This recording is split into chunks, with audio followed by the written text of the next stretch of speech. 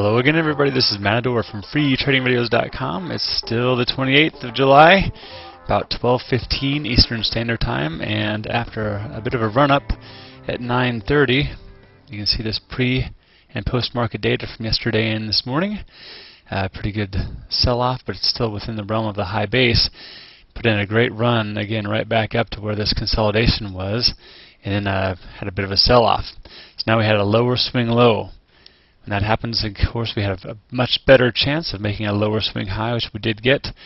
Then made it basically an equal swing low, chopped around there for a while, and that's where we are now. So right around these round numbers like this.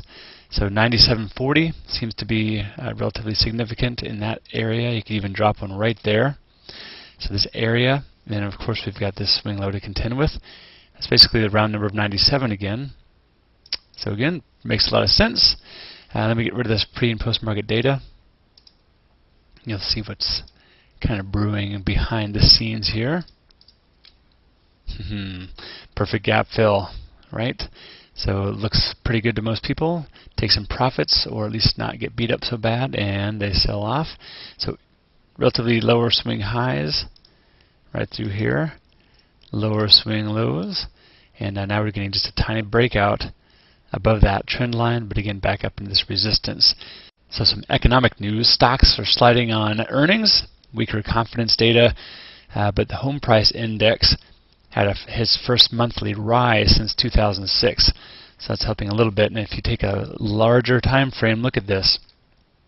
It is a little bit of a break of this swing low, this really nice high tight consolidation.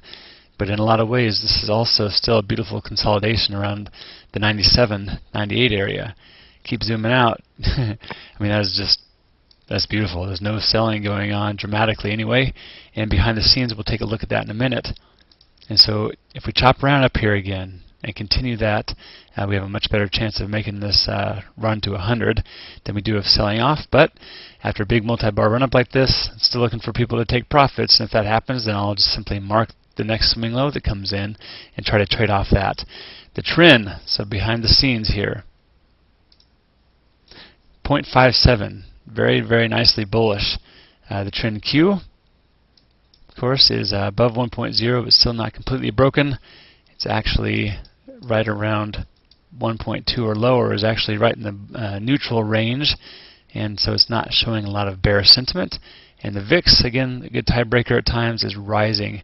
So that's the only little problem I see, a little crack in the shell, if you will. And if you zoom out a few time frames on him, he's actually been rising for the last couple of days. Very often this will portend some kind of sell-off. All right, so be very, very careful again how you go along after a multi-bar run-up. I've been saying that for a long time.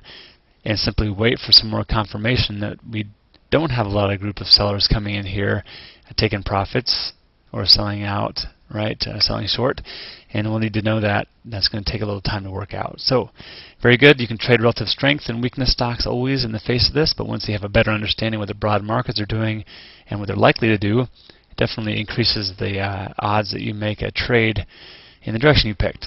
So good stuff, everybody. Stay tuned for D7's video this evening, and we'll be talking at you.